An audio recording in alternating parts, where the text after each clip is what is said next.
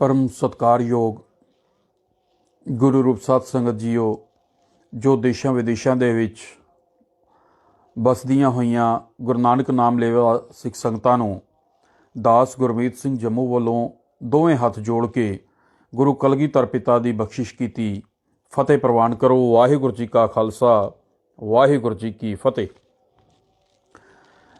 समुचियां गुरु नानक नाम लेवे सिख संगतां नूं सिख धर्म के बानी साहिब श्री गुरु नानक देव पातशाह जी महाराज के संसार आगमन दियां लख लख वधाइयां होवन ते नाल ही पिछले तकरीबन 1 साल तो दिल्ली दियां बरूहां ते बैठे हुए साडे किसान भैन भरा बजुर्ग बच्चे नौजवान तकरीबन 1000 के करीब किसानां ने अपनियां जिंदगियां भी सच ते हक दे वास्ते इंसाफ दे वास्ते जड़ियां ने वो कुर्बान कर दित्तियां। आज गुरु नानक देव पातशाह के पावन प्रकाश पुरब के उपलक्ष्य दे देश के PM वालों ये औपचारिक तौर पर यह ऐलान किया गया कि तीनों खेती कानून बिल जड़े ने वो रद्द किए जाएंगे तो इस महीने के आखिर दे विच पार्लीमेंट सैशन बुला के कानूनी तौर के उपर उन्होंने जड़ा रद्द किया जाएगा। सो सारे ही किसान वीर भैनों नूं ते उन्हां दियां सपोर्ट करने वाले सारियां नूं जड़ी है इस गल की मुबारकबाद है। और सरकारां नूं भी ये समझ लेना चाहिए है कि सरकारां आंदियां ते जांदियां रहिंदियां ने, बनदियां ते टुटदियां रहिंदियां ने, पर जिहड़े समाज वास्ते, देश वास्ते, गरीब दे वास्ते, जनता दे वास्ते जिहड़े अच्छे काम करके जांदे ने वो इतिहास बन जाते हैं, वो हमेशा याद रखे जाते हैं। सो अज गुरु नानक देव पातशाह का ये जो पावन प्रकाश पर्व देश विदेश के विच मनाया जा रहा है, उस संबंध दे विच आप जी दे नाल कुछ मिनट गुरमत दीयां विचारां दी सांझ करनी है। धन गुरु नानक देव पातशाह जिन्हां ने संसार नूं एक नवी जीवन जाच दित्ती, संसार अंदर चल रहे धर्मां तो एक नवेकला धर्म इस संसार नूं दित्ता, मारिया सिक्का जगत विच नानक निर्मल पंथ चलाया।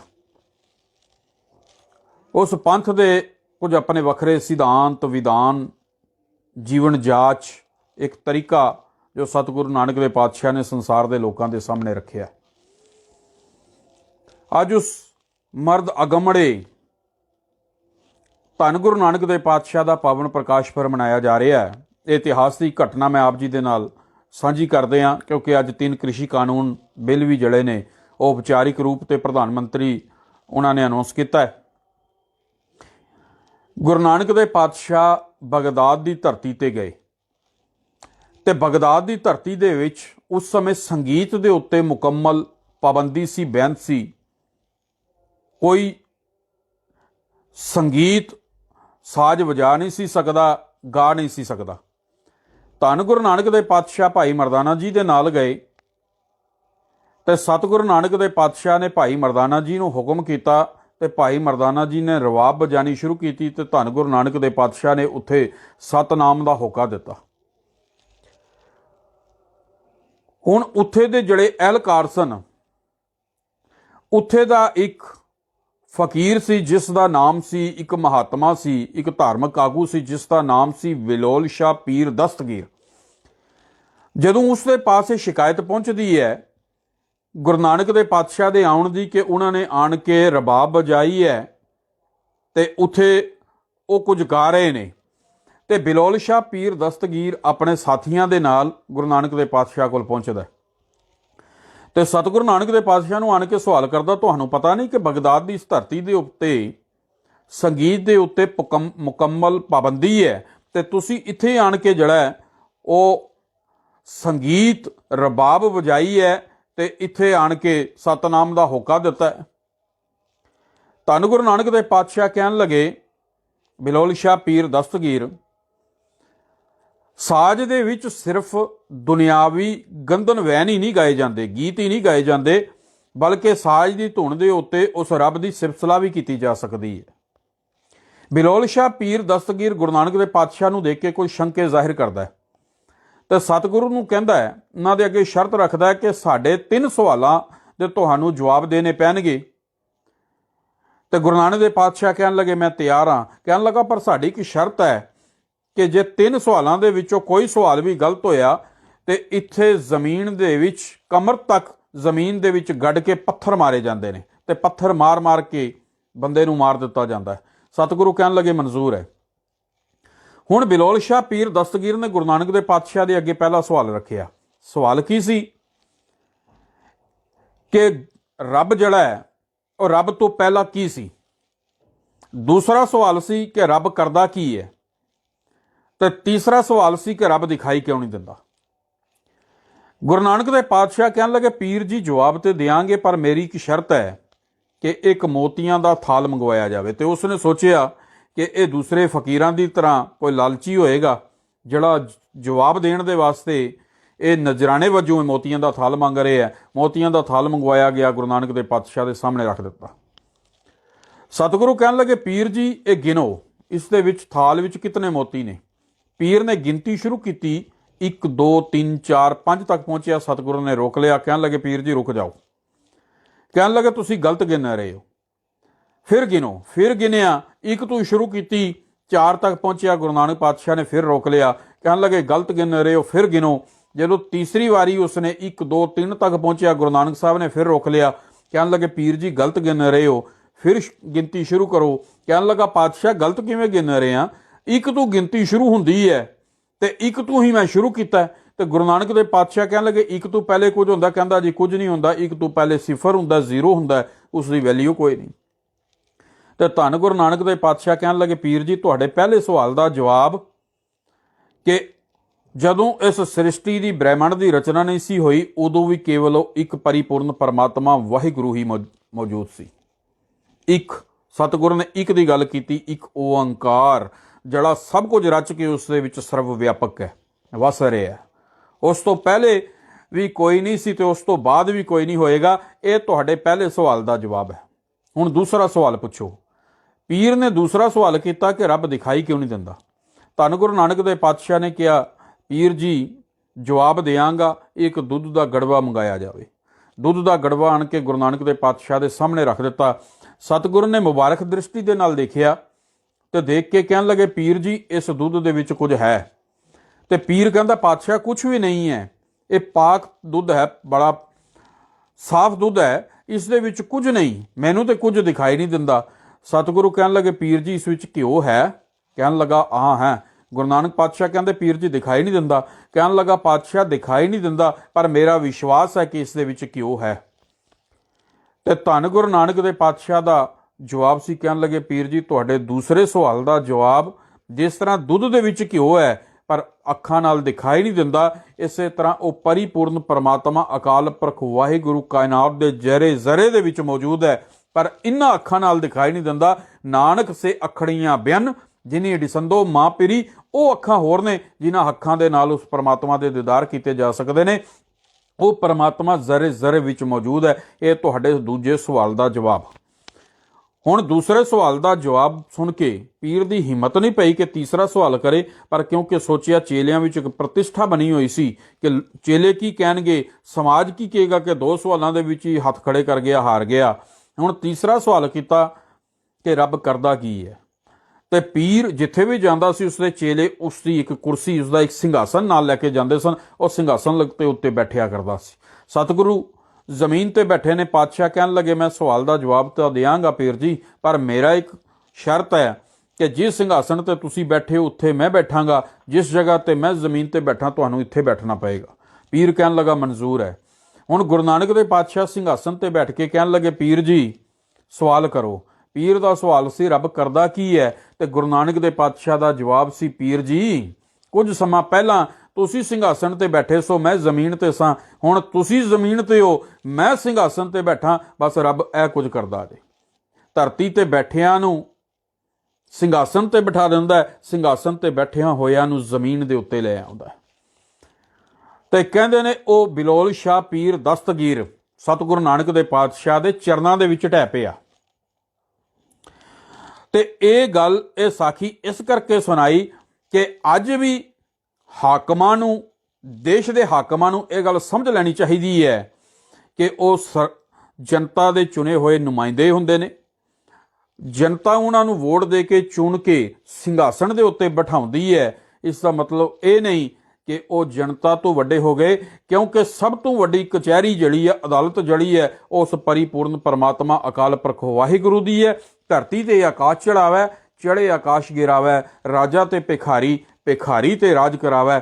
ਉਹ ਕਦੋਂ ਉਸ ਪਰਮਾਤਮਾ ਵਾਹਿਗੁਰੂ ਦੀ ਦ੍ਰਿਸ਼ਟੀ ਬਦਲ ਜਾਏ ਤੇ ਤਖਤ ਤੇ ਬੈਠਾ ਜ਼ਮੀਨ ਤੇ ਆ ਜਾਏ ਤੇ ਜ਼ਮੀਨ ਤੇ ਬੈਠਾ ਤਖਤ ਤੇ ਚਲਾ ਜਾਵੇ। ਇਸ ਕਰਕੇ ਉਹੀ ਕੰਮ ਕਰਨੇ ਚਾਹੀਦੇ ਨੇ ਜਿਹੜੇ ਕਿਸੇ ਗਰੀਬ ਗੁਰਦੇ ਆਪਣੇ ਦੇਸ਼ ਵਾਸੀਆਂ ਦੇ ਹੱਕਾਂ ਦੇ ਵਾਸਤੇ, ਬਿਹਤਰੀ ਦੇ ਵਾਸਤੇ ਹੋਣ। ਬਲਕਿ ਰਾਜੇ ਦਾ ਕੰਮ ਪ੍ਰਜਾ ਦੀ ਚਾਕਰੀ ਕਰਨਾ, ਉਹਦੀ ਸੇਵਾ ਕਰਨਾ, ਉਸ ਦੇ ਦੁੱਖ ਦੇ ਵਿੱਚ ਸ਼ਰੀਕ ਹੋਣਾ ਹੁੰਦਾ ਹੈ, ਨਾ ਕਿ ਉਹਨਾਂ ਨੂੰ ਹੋਰ ਦੁਖੀ ਕਰਕੇ ਆਪਣੀ ਧੌਂਸ ਜਮਾਉਣਾ ਹੁੰਦਾ ਹੈ। ਸੋ ਉਹ ਬਿਲੋਲ ਸ਼ਾਹ ਪੀਰ ਦਸਤਗੀਰ ਜਿਹੜਾ ਸਤਿਗੁਰੂ ਨਾਨਕ ਦੇ ਪਾਤਸ਼ਾਹ ਦੇ ਚਰਨਾਂ ਦੇ ਵਿੱਚ ਢਹਿ ਪਿਆ। ਤੇ ਇਤਿਹਾਸਕਾਰ ਲਿਖਦੇ ਨੇ ਕਿ 17 ਦਿਨ ਗੁਰੂ ਨਾਨਕ ਦੇ ਪਾਤਸ਼ਾਹ ਬਗਦਾਦ ਦੀ ਧਰਤੀ ਦੇ ਉੱਤੇ ਰਹੇ। ਜਦੋਂ ਵੀ ਸਤਿਗੁਰੂ ਜਾਣ ਦੀ ਗੱਲ ਕਰਦੇ, ਉਹ ਸਤਿਗੁਰੂ ਦੇ ਚਰਨ ਪਕੜ ਲੈਂਦਾ। 17 ਦਿਨ ਗੁਰੂ ਨਾਨਕ ਦੇ ਪਾਤਸ਼ਾਹ ਉੱਥੇ ਰਹੇ ਤੇ ਦੋਨੋਂ ਵਕਤ ਜਿਹੜਾ ਸੀ, ਸਵੇਰੇ ਤੇ ਸ਼ਾਮ ਸਤਸੰਗ ਹੁੰਦਾ ਰਿਹਾ। ਗੁਰੂ ਨਾਨਕ ਦੇ ਪਾਤਸ਼ਾਹ ਸਤਨਾਮ ਦਾ ਜਿਹੜਾ ਉੱਥੇ ਹੋਕਾ ਦਿੰਦੇ ਰਹੇ ਨੇ। ਇਹ ਵਿਲੱਖਣਤਾ ਸੀ, ਇਹ ਕਾਬਲੀਅਤ ਸੀ, ਧੰਨ ਗੁਰੂ ਨਾਨਕ ਦੇ ਪਾਤਸ਼ਾਹ ਜੀ ਮਹਾਰਾਜ ਦੀ ਵਿਸ਼ੇਸ਼ਤਾ ਸੀ, ਜਿਨ੍ਹਾਂ ਸਤਿਗੁਰੂ ਨਾਨਕ ਦੇ ਪਾਤਸ਼ਾਹ ਜੀ ਮਹਾਰਾਜ ਨੇ ਆਪਣੀ ਜ਼ਿੰਦਗੀ ਦਾ ਇਤਨਾ ਲੰਮਾ ਸਮਾਂ ਜਿਹੜਾ ਸੀ ਉਹ ਪ੍ਰਚਾਰਕ ਦੌਰਿਆਂ ਦੇ ਵਿੱਚ ਬਤੀਤ ਕੀਤਾ। ਗੁਰੂ ਨਾਨਕ ਦੇ ਪਾਤਸ਼ਾਹ ਨੇ ਦੇਖਿਆ ਇਸ ਸੰਸਾਰ ਜਗਤ ਜਲੰਦੇ ਵੱਲ ਕਿ ਸੰਸਾਰ ਦੇ ਲੋਕੀ ਤੜਪ ਰਹੇ ਨੇ, ਵਿਲਕ ਲਏ ਨੇ, ਕੋਈ ਬਾਂਹ ਪਕੜਨ ਵਾਲਾ ਨਹੀਂ, ਕੋਈ ਜੀਵਨ ਦੀ ਸਹੀ ਸਿੱਖਿਆ ਦੇਣ ਵਾਲਾ ਨਹੀਂ। ਤੇ ਧੰਨ ਗੁਰੂ ਨਾਨਕ ਦੇ ਪਾਤਸ਼ਾਹ ਜੀ ਮਹਾਰਾਜ ਨੇ ਬਾਬਾ ਦੇਖਿਆ ਧਿਆਨ ਧਰ, ਜਲਤੀ ਸਭ ਪ੍ਰਿਥਵੀ ਦਿਸਿਆਈ, ਬਾਜ ਗੁਰੂ ਗੋਬਾਰ ਹੈ ਕਰਤੀ ਸੁਣੀ ਲੁਕਾਈ। ਧੰਨ ਗੁਰੂ ਨਾਨਕ ਦੇ ਪਾਤਸ਼ਾਹ ਜੀ ਮਹਾਰਾਜ ਨੇ ਇਸ ਜਗਤ ਨੂੰ ਠਾਰਨ ਦੇ ਵਾਸਤੇ ਪ੍ਰਚਾਰਕ ਦੌਰੇ ਆਰੰਭ ਕੀਤੇ। ਧੰਨ ਗੁਰੂ ਨਾਨਕ ਦੇ ਪਾਤਸ਼ਾਹ ਸੁਮੇਰ ਪਰਬਤ ਦੇ ਉੱਤੇ ਗਏ। ਅੱਜ ਤਾਂ ਤਸਵੀਰਾਂ ਦੇ ਵਿੱਚ ਗੁਰੂ ਨਾਨਕ ਦੇ ਪਾਤਸ਼ਾਹ ਜੀ ਮਹਾਰਾਜ ਨੂੰ ਸ਼ੋਭਾ ਸਿੰਘ ਨੇ ਗੁਰੂ ਨਾਨਕ ਦੇ ਪਾਤਸ਼ਾਹ ਦੀ ਮਨਕਲਪਿਤ ਇੱਕ ਤਸਵੀਰ ਬਣਾ ਕੇ ਉਹਨਾਂ ਨੂੰ ਤਸਵੀਰ ਦੇ ਵਿੱਚ ਇੱਕ ਜਗ੍ਹਾ ਚੋਕੜਾ ਮਾਰ ਕੇ ਬੈਠਿਆ, ਹੱਥ ਵਿੱਚ ਮਾਲਾ, ਹੱਥ ਵਿੱਚ ਪਕੜ ਕੇ ਮਾਲਾ ਸਿਮਰਨੀ ਫੇਰਦਿਆਂ ਦਿਖਾ ਦਿੱਤਾ ਗਿਆ। ਪਰ ਸ਼ਾਇਦ ਅਸੀਂ ਗੁਰੂ ਨਾਨਕ ਦੇ ਪਾਤਸ਼ਾਹ ਦੀ ਵਿਚਾਰਧਾਰਾ ਨੂੰ ਨਹੀਂ ਸਮਝ ਸਕੇ, ਸਤਿਗੁਰੂ ਦੇ ਜੀਵਨ ਨੂੰ ਚੰਗੇ ਤਰੀਕੇ ਨਾਲ ਅਸੀਂ ਸਮਝ ਨਹੀਂ ਸਕੇ ਕਿ ਗੁਰੂ ਨਾਨਕ ਦੇ ਪਾਤਸ਼ਾਹ ਕੇਵਲ ਇੱਕ ਜਗ੍ਹਾ ਬੈਠ ਕੇ ਉਹਨਾਂ ਨੇ ਮਾਲਾ ਨਹੀਂ ਫੇਰੀ, ਸਿਮਰਨੀ ਨਹੀਂ ਫੇਰੀ। ਇਹ ਸਾਧਾਂ ਨੇ ਇਸ ਨੂੰ ਵੱਧ ਪ੍ਰਚਲਿਤ ਕਰ ਦਿੱਤਾ, ਕਿਉਂਕਿ ਉਹਨਾਂ ਨੇ ਆਪ ਕੁਝ ਕਰਨਾ ਨਹੀਂ ਸੀ ਤੇ ਗੁਰੂ ਨਾਨਕ ਦੇ ਪਾਤਸ਼ਾਹ ਨੂੰ ਵੀ ਵੈਸਾ ਦਰਸਾਉਣਾ ਸ਼ੁਰੂ ਕਰ ਦਿੱਤਾ। ਗੁਰੂ ਨਾਨਕ ਦੇ ਪਾਤਸ਼ਾਹ ਨੇ ਕਰਤਾਰਪੁਰ ਦੇ ਵਿੱਚ ਖੇਤੀਬਾੜੀ ਕੀਤੀ, ਮੋਦੀ ਖਾਣੇ ਦੇ ਵਿੱਚ ਕੰਮ ਕੀਤਾ। ਗੁਰੂ ਨਾਨਕ ਦੇ ਪਾਤਸ਼ਾਹ ਕਿਤਨੇ ਵੱਡੇ ਮਾਊਂਟੇਨਰ ਸਨ ਕਿ ਸੁਮੇਰ ਪਰਬਤ ਦੇ ਉੱਤੇ ਅੱਜ ਜਿੱਥੇ ਵੱਡੇ ਵੱਡੇ ਜਿਹੜੇ ਨੇ ਮਾਊਂਟੇਨਰ ਜਿਹੜੇ ਨੇ ਉਹਨਾਂ ਦੀ ਸਾਹ ਜਿਹੜੇ ਨੇ ਉਹ ਫੁੱਲ ਜਾਂਦੇ ਨੇ। ਧੰਨ ਗੁਰੂ ਨਾਨਕ ਦੇ ਪਾਤਸ਼ਾਹ ਬਿਨਾਂ ਕਿਸੇ ਸਹਾਰੇ ਦੇ ਸੁਮੇਰ ਵਰਗੇ ਪਰਬਤਾਂ ਦੇ ਉੱਤੇ ਗਏ ਨੇ। ਧੰਨ ਗੁਰੂ ਨਾਨਕ ਦੇ ਪਾਤਸ਼ਾਹ ਨੇ ਕਿਤਨਾ ਪੈਂਡਾ ਜਿਹੜਾ ਪੈਦਲ ਸਫ਼ਰ ਜਿਹੜਾ ਪ੍ਰਚਾਰਕ ਦੌਰਿਆਂ ਦੇ ਵਿੱਚ ਸਤਿਗੁਰੂ ਨਾਨਕ ਦੇ ਪਾਤਸ਼ਾਹ ਜੀ ਮਹਾਰਾਜ ਨੇ ਤੈਅ ਕੀਤਾ ਹੈ। ਗੁਰੂ ਨਾਨਕ ਦੇ ਪਾਤਸ਼ਾਹ ਕਿਤਨੇ ਵੱਡੇ ਸਮਾਜ ਸੁਧਾਰਕ ਸਨ। ਗੁਰੂ ਨਾਨਕ ਦੇ ਪਾਤਸ਼ਾਹ ਨੇ ਧਾਰਮਿਕ ਤੌਰ ਤੇ ਕਿਤਨੀ ਵੱਡੀ ਅਗਵਾਈ ਕੀਤੀ, ਇੱਥੋਂ ਤੱਕ ਕਿ ਗੁਰੂ ਨਾਨਕ ਦੇ ਪਾਤਸ਼ਾਹ ਨੇ ਰਾਜਨੀਤਿਕ ਤੌਰ ਤੇ ਵੀ ਅਗਵਾਈ ਕੀਤੀ ਹੈ। ਧੰਨ ਗੁਰੂ ਨਾਨਕ ਦੇ ਪਾਤਸ਼ਾਹ ਜੀ ਮਹਾਰਾਜ ਨੇ ਉਹ ਸਾਡੇ ਧਾਰਮਿਕ ਆਗੂ ਹੀ ਸਨ, ਸਮਾਜਿਕ, ਰਾਜਨੀਤਿਕ ਹਰ ਪੱਖ ਤੇ ਗੁਰੂ ਨਾਨਕ ਦੇ ਪਾਤਸ਼ਾਹ ਨੇ ਅਗਵਾਈ ਕੀਤੀ। ਪਰ ਅਫਸੋਸ ਹੁੰਦਾ ਜਦੋਂ ਗੁਰੂ ਨਾਨਕ ਦੇ ਪਾਤਸ਼ਾਹ ਦੀਆਂ ਇਹੋ ਜਿਹੀਆਂ ਫੋਟੋਆਂ ਜਿਹੜੇ ਸਾਡੇ ਆਪਣੇ ਸਿੱਖ ਨੇ ਉਹ ਵੀ ਆਪਣੇ ਘਰਾਂ ਦੇ ਵਿੱਚ ਲਗਾ ਕੇ ਉਹਨਾਂ ਦੀ ਪੂਜਾ ਕਰਨੀ ਸ਼ੁਰੂ ਕਰ ਦਿੰਦੇ ਨੇ ਤੇ ਗੁਰੂ ਨਾਨਕ ਦੇ ਪਾਤਸ਼ਾਹ ਨੂੰ ਫੋਟੋ ਦੇ ਵਿੱਚ ਇੱਕ ਜਗ੍ਹਾ ਦੇ ਉੱਤੇ ਬਿਠਾਇਆ ਦਿਖਾਇਆ ਗਿਆ। ਗੁਰੂ ਨਾਨਕ ਦੇ ਪਾਤਸ਼ਾਹ ਦੀ ਇਨਕਲਾਬੀ ਵਿਚਾਰਧਾਰਾ ਨੂੰ ਅਸੀਂ ਪੜ੍ਹਿਆ ਨਹੀਂ, ਵਿਚਾਰਿਆ ਨਹੀਂ, ਸਮਝਿਆ ਨਹੀਂ। ਧੰਨ ਗੁਰੂ ਨਾਨਕ ਦੇ ਪਾਤਸ਼ਾਹ ਸੁਮੇਰ ਪਰਬਤ ਤੇ ਗਏ, ਸਿੱਧਾਂ ਨਾਲ ਗੋਸ਼ਟੀ ਹੋਈ ਤੇ ਭਾਈ ਗੁਰਦਾਸ ਜੀ ਕਹਿੰਦੇ ਨੇ ਸਿੱਧ ਤੰਤਰ ਮੰਤਰ ਕਰ ਝੜ ਪਈ, ਸ਼ਬਦ ਗੁਰੂ ਕੇ ਕਲਾ ਛੁਪਾਈ। ਤੇ ਜਦੋਂ ਸਿੱਧਾਂ ਦੀ ਸ਼ਿਕਸਤ ਹੁੰਦੀ ਹੈ ਤੇ ਹਾਰ ਕੇ ਸਤਿਗੁਰੂ ਨਾਨਕ ਦੇ ਪਾਤਸ਼ਾਹ ਦੇ ਚਰਨਾਂ ਵਿੱਚ ਢਹਿ ਕੇ ਪੁੱਛਦੇ ਨੇ, ਸਿੱਧ ਪੁੱਛਣ ਸੁਣ ਨਾਨਕਾ ਤੋਹਿ ਜਗ ਨੂੰ ਕਿਆ ਕਰਾਮਾਤ ਵਿਖਾਈ, ਕੁਝ ਵਿਖਾ ਲੇ ਆਸਾਂ ਨੂੰ ਤੋ ਕਿਉ ਢਿੱਲ ਵਹੀ ਲਾਈ। ਬਾਬਾ ਆਖਿਆ ਨਾਥ ਜੀ ਆਸਾਂ ਵੇਖਿਆ ਜੋਗੀ ਵਸਤ ਨ ਕਾਈ। ਜੇ ਮੇਰੇ ਕੋਲੋਂ ਪੁੱਛਦੇ ਹੋ ਕਿਹੜੀ ਕਰਾਮਾਤ ਹੈ ਤੇ ਫਿਰ ਸੁਣੋ ਗੁਰਸੰਗਤ ਬਾਣੀ ਵੀ ਨਾ ਦੂਜੀ ਓਟ ਨਹੀਂ ਹੈ ਰਾਈ। ਇਹ ਧੰਨ ਗੁਰੂ ਨਾਨਕ ਦੇ ਪਾਤਸ਼ਾਹ ਜੀ ਮਹਾਰਾਜ ਨੇ ਉਹਨਾਂ ਨੂੰ ਜੀਵਨ ਦਾ ਮਾਰਗ ਦੱਸਿਆ। ਸਿੱਧਾਂ ਨੇ ਸਵਾਲ ਕੀਤੇ, ਸਤਿਗੁਰੂ ਪਾਤਸ਼ਾਹ ਤੁਸੀਂ ਸਾਨੂੰ ਕਹਿ ਰਹੇ ਹੋ ਸੰਸਾਰ ਵਿੱਚ ਚੱਲਣ ਦੇ ਵਾਸਤੇ, ਪਰਿਵਾਰਾਂ ਵਿੱਚ ਵਿਚਰਨ ਦੇ ਵਾਸਤੇ, ਪਰਿਵਾਰਕ ਜ਼ਿੰਮੇਵਾਰੀਆਂ ਤੇ ਫਰਜ਼ ਨਿਭਾਉਣ ਦੇ ਵਾਸਤੇ।